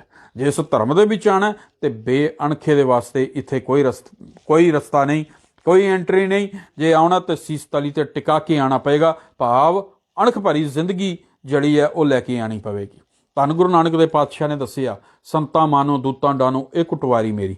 ਤੇ ਫਿਰ ਇਸ ਪੰਥ ਦੇ ਵਿੱਚ ਸ਼ਾਮਲ ਹੋਏ ਇੱਕ ਬਣੇ ਹੋਏ ਕਾਫਲਾ ਜਿਹੜਾ ਸੀ, ਜੋ ਗੁਰੂ ਨਾਨਕ ਦੇ ਪਾਤਸ਼ਾਹ ਨੇ ਜਦੋਂ ਗੁਰਗੱਦੀ ਗੁਰੂ ਅੰਗਦ ਦੇ ਪਾਤਸ਼ਾਹ ਨੂੰ ਦਿੱਤੀ ਤੇ 3 ਕਰੋੜ ਮਨੁੱਖਾਂ ਨੂੰ ਗੁਰਦਿੱਖਿਆ ਦੇ ਕੇ ਸਤਿਗੁਰੂ ਪਾਤਸ਼ਾਹ ਉਹ ਇਸ ਪੰਥ ਦਾ, ਨਿਰਮਲ ਤੇ ਨਿਰਾਲੇ ਪੰਥ ਦਾ ਜਿਹੜਾ ਉਹ ਹਿੱਸਾ ਬਣ ਚੁੱਕੇ ਸਨ। ਤੇ ਧੰਨ ਗੁਰੂ ਨਾਨਕ ਦੇ ਪਾਤਸ਼ਾਹ ਦੇ ਇਸ ਨਿਰਮਲ ਤੇ ਨਿਰਾਲੇ ਪੰਥ ਦੇ ਸਦਕੇ ਗੁਰੂ ਨਾਨਕ ਦੇ ਪਾਤਸ਼ਾਹ ਦੀ ਇਨਕਲਾਬੀ ਵਿਚਾਰਧਾਰਾ ਦੀ ਬਦੌਲਤ ਜੋ ਸਤਿਗੁਰੂ ਪਾਤਸ਼ਾਹ ਜੀ ਮਹਾਰਾਜ ਨੇ ਸੰਸਾਰ ਦੀ ਅਗਵਾਈ ਕੀਤੀ, ਜਿਸ ਦੀ ਬਦੌਲਤ ਇਹ ਹੋਇਆ ਕਿ ਉਹ ਮਹਾਨ ਸੂਰਬੀਰ ਯੋਧੇ ਪੈਦਾ ਹੋਏ ਜਿਨ੍ਹਾਂ ਨੇ ਇਤਿਹਾਸ ਦੀ ਧਾਰਾ ਨੂੰ ਹੀ, ਇਸ ਦੇਸ਼ ਦੇ ਇਤਿਹਾਸ ਦੀ ਧਾਰਾ ਨੂੰ ਹੀ ਬਦਲ ਕੇ ਰੱਖ ਦਿੱਤਾ। ਉਹ ਲੋਕੀ ਜਿਹੜੇ ਸੈਂਕੜਿਆਂ ਦੀ ਗਿਣਤੀ ਦੇ ਵਿੱਚ ਆਉਂਦੇ ਸਨ, ਲੱਖਾਂ ਦਾ ਕਤਲ ਕਰਕੇ ਇੱਥੋਂ ਦੀ ਬਹੂ ਬੇਟੀਆਂ ਦੀ ਇੱਜ਼ਤ ਤੇ ਆਬਰੂ ਨੂੰ ਲੁੱਟ ਕੇ ਲੈ ਜਾਇਆ ਕਰਦੇ ਸਨ, ਉਹਨਾਂ ਦੇ ਆਉਣ ਦਾ ਢੰਗ ਬਦਲ ਦਿੱਤਾ ਗਿਆ। ਇਤਿਹਾਸ ਗਵਾਹ ਹੈ ਕਿ ਅਹਿਮਦ ਸ਼ਾਹ ਅਬਦਾਲੀ ਵਰਗੇ ਚਰਵਾਨੇ ਜਿਹੜੇ ਸਾਰੇ ਦੇਸ਼ ਨੂੰ ਜਿੱਤ ਕੇ ਜਦੋਂ ਪੰਜਾਬ ਦੀ ਧਰਤੀ ਤੇ ਪਹੁੰਚਦੇ ਨੇ ਤੇ ਗੁਰੂ ਨਾਨਕ ਦੇ ਪੰਥ ਦੇ ਵਾਰਸ ਉਹਨਾਂ ਦਾ ਰਾਹ ਰੋਕ ਲੈਂਦੇ ਨੇ। ਝੜਪ ਹੁੰਦੀ ਹੈ। 2000 ਉਹ ਕੁਆਰੀ ਕਨਿਆਵਾਂ ਇੱਥੋਂ ਭਾਰਤ ਦੇ ਹੁਸਨ ਨੂੰ, ਕੁਆਰੀ ਕਨਿਆਵਾਂ ਨੂੰ ਬੰਦੀ ਬਣਾ ਕੇ ਆਪਣੇ ਨਾਲ ਲੈ ਕੇ ਜਾ ਰਿਹਾ ਸੀ। ਪੰਜਾਬ ਦੀ ਧਰਤੀ ਤੇ ਉਹਦਾ ਰਾਹ ਰੋਕਿਆ ਗਿਆ। ਮੁਕਾਬਲਾ ਹੋਇਆ ਜਿਸ ਦੇ ਵਿੱਚ ਕੁਝ ਸਿੰਘ ਜਿਹੜੇ ਨੇ ਸ਼ਹੀਦ ਹੋਏ, ਪਰੰਤੂ ਧੀਆਂ ਭੈਣਾਂ ਨੂੰ ਛੁਡਵਾ ਕੇ ਉਹਨਾਂ ਨੂੰ ਘਰੋਂ ਘਰੀ ਇੱਜ਼ਤ ਦੇ ਨਾਲ ਪਹੁੰਚਾਇਆ ਗਿਆ। ਤੇ ਜਦੋਂ ਅਹਿਮਦ ਸ਼ਾਹ ਅਬਦਾਲੀ ਨੂੰ ਉਹਨਾਂ ਦੇ ਦਰਸ਼ਨ ਕਰਾਏ ਗਏ ਸਿੰਘਾਂ ਦੇ, ਤੇ ਦੇਖ ਕੇ ਬੁਖਲਾ ਉੱਠਿਆ ਤੇ ਪੁੱਛਦਾ, ਇਹ ਕੌਣ ਨੇ? ਇਹ ਕੌਣ ਨੇ ਉਹ ਲੋਕ ਜਿਨ੍ਹਾਂ ਨੇ ਮੇਰਾ ਰਾਹ ਰੋਕਣ ਦੀ ਕੋਸ਼ਿਸ਼ ਕੀਤੀ ਹੈ? ਤੇ ਉਸ ਸਮੇਂ ਉਹਦੇ ਅਹਿਲਕਾਰ ਕੀ ਦੱਸਦੇ ਨੇ? ਕਹਿੰਦੇ ਨੇ, ਫਿੱਡਾ ਜੈਸਾ ਟੱਟੂਆਰ ਜੁੱਲੜੂ ਸੋ ਕਾਠੀ ਪਾਏ, ਰਸੜੂ ਲਗਾਮ ਜੈਸੇ ਰਸੜੂ ਰਕਾਬਜੂ, ਪਾਟਿਆ ਸਾ ਕਛੜੂ ਔਰ ਨੀਲੜੂ ਸਾ ਚਾਦਰੂ ਹੈ, ਡੁੱਚੋ ਜੈਸਾ ਪਗੜੀ ਬਣਾਇਆ ਸਿਰ ਤਾਜੂ, ਟੁੱਟਿਆ ਜੈਸਾ ਤੇਗੜੂ ਔਰ ਲਿੰਗੜੂ ਮਿਆਣ ਜਾ ਕੋ, ਜਤ ਸਤ ਗਾਤਰਾ ਬਣਾਇਆ ਸਭ ਸਾਜੂ, ਨਾਮ ਕੇ ਅਕਾਲੜੂ ਸੋ ਫਿਰਾਂ ਬੜੇ ਬੁਰੇ ਹਾਲੜੂ, ਲੂਟ ਕੂਟ ਖਾਵਣੇ ਕੋ ਡੜੇ ਉਸਤਾਦ ਜੂ। ਕਹਿਣ ਲੱਗਾ, ਇਹ ਗੁਰੂ ਨਾਨਕ ਤੇ ਗੁਰੂ ਗੋਬਿੰਦ ਸਿੰਘ ਪਾਤਸ਼ਾਹ ਦੇ ਪੰਥ ਦੇ ਵਾਰਸ ਨੇ। ਕਹਿੰਦਾ, ਰਹਿੰਦੇ ਕਿੱਥੇ ਨੇ? ਕਹਿੰਦਾ, ਜੰਗਲਾਂ ਦੇ ਵਿੱਚ ਰਹਿੰਦੇ ਨੇ। ਕਹਿੰਦਾ, ਘਰ ਘਾਟ? ਕਹਿਣ ਲੱਗੇ, ਘੋੜਿਆਂ ਦੀਆਂ, ਇੱਕ ਘੋੜਾ, ਇੱਕ ਘੋੜਿਆਂ ਦੀਆਂ ਕਾਠੀਆਂ ਤੇ ਆਪਣੇ ਮੁੰਡੇ ਉੱਤੇ ਪਈ ਹੋਈ ਕੰਬਲੀ ਹੀ ਇਹਨਾਂ ਦੀਆਂ ਜਗੀਰਾਂ ਨੇ, ਇਹਨਾਂ ਦੇ ਘਰ ਘਾਟ ਨੇ। ਤੇ ਕਹਿਣ ਲੱਗਾ, ਖਾਂਦੇ ਕੀ ਨੇ? ਕਹਿੰਦਾ, ਭੁੱਜੇ ਹੋਏ ਛੋਲੇ ਖਾਂਦੇ ਨੇ ਤੇ ਉਹਨਾਂ ਨੂੰ ਇਹ ਬਦਾਮ ਕਹਿ ਕੇ ਛਕਦੇ ਨੇ ਤੇ ਉਸ ਦੇ ਨਾਲ ਆਪਣਾ ਗੁਜ਼ਾਰਾ ਕਰਦੇ ਨੇ। ਜਦੋਂ ਉਸਨੇ ਸਿੱਖਾਂ ਦੀ ਬਹਾਦਰੀ ਦੇ ਕਾਰਨਾਮੇ ਸੁਣੇ ਤੇ ਬੋਲ ਉਠਿਆ, ਕਹਿੰਦਾ, ਮਾਰਤ ਹੋ ਤੁਮ ਆਪ ਹੀ ਆਪਣੇ ਪੈਰ ਕੁਠਾਰ, ਕੁਛ ਦਿਨ ਕੋ ਸਿੱਖ ਹੋਏ हैं ਭੂਪਤ ਮੁਲਕ ਮਝਾਰ। ਔਰ ਦਿਨ ਦੂਰ ਨਹੀਂ ਜਦੋਂ ਗੁਰੂ ਨਾਨਕ ਗੁਰੂ ਗੋਬਿੰਦ ਸਿੰਘ ਪਾਤਸ਼ਾਹ ਦੇ ਪੰਥ ਦੇ ਵਾਰਿਸ ਇੱਥੇ ਮੁਲਕ ਦੇ ਬਾਦਸ਼ਾਹ ਬਣ ਜਾਣਗੇ ਤੇ ਤੇਰੇ ਵਰਗੇ ਇਹਨਾਂ ਦੀਆਂ ਚਾਕਰੀਆਂ ਕਰਦੀਆਂ ਨਜ਼ਰ ਆਣਗੇ। ਹਰੀ ਸਿੰਘ ਨਲਵੇ ਨੇ ਜਦੋਂ ਜਮਰੋਦ ਦਾ ਕਿਲਾ ਬਣਾਇਆ ਤੇ ਉਹ ਅਫਗਾਨਿਸਤਾਨ ਦੀ ਧਰਤੀ ਜਿੱਥੇ ਅੱਜ ਪਠਾਨ ਵੀ ਜੜੇ ਨੇ, ਅਮਰੀਕਾ ਵਰਗੀ ਸੁਪਰ ਪਾਵਰ ਜਿਹੜੀ ਹੈ ਉਹ ਉੱਥੋਂ ਵਾਪਸ ਜਾ ਚੁੱਕੀ ਹੈ, ਉਸ ਅਫਗਾਨਿਸਤਾਨ ਦੀ ਧਰਤੀ ਨੂੰ ਹਰੀ ਸਿੰਘ ਨਲਵੇ ਨੇ ਫਤਿਹ ਕੀਤਾ, ਉਸਨੇ ਜਿੱਤਿਆ। ਤੇ ਅੱਜ ਵੀ ਕਹਿੰਦੇ ਨੇ ਬੱਚਾ ਰੋਏ ਤੇ ਮਾਂ ਇਹ ਗੱਲ ਕਹਿੰਦੀ ਹੈ ਚੁੱਪ ਸ਼ਾ ਬੱਚਾ ਹਰੀਆ ਰਾਗ ਲੈ, ਕਿ ਚੁੱਪ ਕਰ ਨਹੀਂ ਤੇ ਹਰੀ ਸਿੰਘ ਨਲਵਾ ਆ ਜਾਏਗਾ। ਉਹ ਕਾਬਲ ਕੰਧਾਰ ਅਗਰ ਕੰਬਿਆ ਤੇ ਉਹ ਹਰੀ ਸਿੰਘ ਨਲਵੇ ਵਰਗੇ ਯੋਧੇ ਤੋਂ ਕੰਬਿਆ ਸੀ। ਤੇ ਕਹਿੰਦੇ ਨੇ ਜਦੋਂ ਜਮਰੋਦ ਦਾ ਕਿਲਾ ਬਣਵਾਇਆ ਤੇ ਉਹਨਾਂ ਹੀ ਲੋਕਾਂ ਤੋਂ ਮਜ਼ਦੂਰੀ ਕਰਵਾਈ ਜਿਹੜੇ ਇੱਥੇ ਭਾਰਤ ਦੇ ਵਿੱਚ ਆਣ ਕੇ ਦਾਖਲ ਹੋ ਕੇ ਇੱਥੇ ਕਤਲੋਗਾਰਤ ਕਰਕੇ ਧਾਰਮਿਕ ਅਸਥਾਨਾਂ ਦੀ ਬੇਅਦਬੀ ਕਰਕੇ, ਨਰਾਦਰੀ ਕਰਕੇ, ਅੱਗਾਂ ਲਗਾ ਕੇ ਤੇ ਇੱਥੋਂ ਦਾ ਧਨ ਦੌਲਤ ਲੁੱਟ ਕੇ ਇੱਥੋਂ ਦੀ ਬਹੂ ਬੇਟੀਆਂ ਦੀ ਇੱਜ਼ਤ ਦੇ ਉੱਤੇ ਹੱਥ ਪਾ ਕੇ ਜਾਇਆ ਕਰਦੇ ਸਨ। ਉਹਨਾਂ ਦੇ ਕੋਲੋਂ ਮਜ਼ਦੂਰੀਆਂ ਕਰਵਾਈਆਂ ਨੇ, ਉਹਨਾਂ ਦੇ ਕੋਲੋਂ ਮਜ਼ਦੂਰੀ ਕਰਵਾ ਕੇ ਜਮਰੋਦ ਦਾ ਕਿਲਾ ਤਿਆਰ ਕਰਵਾਇਆ। ਇਹ ਗੁਰੂ ਨਾਨਕ ਦੇ ਪਾਤਸ਼ਾਹ ਦੇ ਇਨਕਲਾਬੀ ਵਿਚਾਰਧਾਰਾ ਦਾ ਨਤੀਜਾ ਸੀ ਕਿ ਖਾਲਸਾ ਰਾਜ ਸਥਾਪਿਤ ਹੋਇਆ ਇਸ ਧਰਤੀ ਦੇ ਉੱਤੇ, ਜਿੱਥੇ ਇਹ ਗੱਲ ਕਹੀ ਜਾਂਦੀ ਸੀ ਹਮ ਤੋਂ ਤੋਲਣ ਜਾਣਾ ਤਕਰੀ ਨੰਗੀ ਕਰਦ ਕਬੂ ਨਹੀਂ ਪਕੜੀ, ਚਿੜੀ ਉੜੇ ਡਰ ਸੇ ਮਰ ਜਾਏ ਮੁਗਲੋਂ ਸੇ ਕੈਸੇ ਲੜ ਪਾਏ। ਜਿਹੜੇ ਇਹ ਦਾਵਾ ਕਰਦੇ ਸਨ ਇਸੇ ਧਰਤੀ ਦੇ ਉੱਤੇ ਖਾਲਸਾ ਰਾਜ ਪੈਦਾ ਹੋਇਆ। ਇਹ ਗੁਰੂ ਨਾਨਕ ਦੇ ਪਾਤਸ਼ਾਹ ਦੇ ਇਨਕਲਾਬੀ ਵਿਚਾਰਧਾਰਾ ਦਾ ਨਤੀਜਾ ਸੀ। ਜਿਸ ਗੁਰੂ ਨਾਨਕ ਦੇ ਪਾਤਸ਼ਾਹ ਨੂੰ ਸ਼ੋਭਾ ਸਿੰਘ ਵਰਗੇ ਨੇ ਇੱਕ ਫੋਟੋ ਦੇ ਵਿੱਚ ਕੈਦ ਕਰਕੇ ਹੱਥ ਦੇ ਵਿੱਚ ਸਿਮਰਨੀ ਪਕੜਾ ਕੇ ਇੱਕ ਜਗ੍ਹਾ ਦੇ ਉੱਤੇ ਬਿਠਾ ਦਿੱਤਾ ਕਿ ਗੁਰੂ ਨਾਨਕ ਦੇ ਪਾਤਸ਼ਾਹ ਇੱਕ ਜਗ੍ਹਾ ਬੈਠ ਕੇ ਸਿਰਫ ਸਿਮਰਨ ਨਹੀਂ ਫੇਰਦੇ ਸਨ। ਉਹ ਗੁਰੂ ਨਾਨਕ ਦੇ ਪਾਤਸ਼ਾਹ ਦੇ ਬਾਕੀ ਪੱਖਾਂ ਨੂੰ ਅਸੀਂ ਅਣਗੌਲਿਆਂ ਕਰ ਦਿੱਤਾ ਕਿ ਉਹ ਧੰਨ ਗੁਰੂ ਨਾਨਕ ਦੇ ਪਾਤਸ਼ਾਹ ਕਿਤਨੇ ਵੱਡੇ ਮਹਾਨ ਕ੍ਰਾਂਤੀਕਾਰੀ ਸਨ, ਜਿਨ੍ਹਾਂ ਨੇ ਧਾਰਮਿਕ ਅਗਵਾਈ ਕੀਤੀ, ਸਮਾਜਿਕ ਅਗਵਾਈ ਕੀਤੀ, ਆਰਥਿਕ ਤੌਰ ਤੇ ਅਗਵਾਈ ਕੀਤੀ, ਜਿਨ੍ਹਾਂ ਨੇ ਰਾਜਨੀਤਿਕ ਤੌਰ ਤੇ ਸਤਿਗੁਰੂ ਨਾਨਕ ਦੇ ਪਾਤਸ਼ਾਹ ਜੀ ਮਹਾਰਾਜ ਨੇ ਇਸ ਸੰਸਾਰ ਦੀ ਅਗਵਾਈ ਗੁਰੂ ਨਾਨਕ ਦੇ ਪਾਤਸ਼ਾਹ ਜੀ ਮਹਾਰਾਜ ਨੇ ਕੀਤੀ। ਅੱਜ ਉਸ ਮਹਾਨ ਮਰਦ ਅਗੰਮੜੇ ਦਾ फिर उठी आखिर सदा तौहीद की पंजाब से हिंद को जगाया एक मर्द ने इस ख्वाब से। ओ धन गुरु नानक दे पातशाह दा आप जी पावन प्रकाश पर्व मना रहे हो।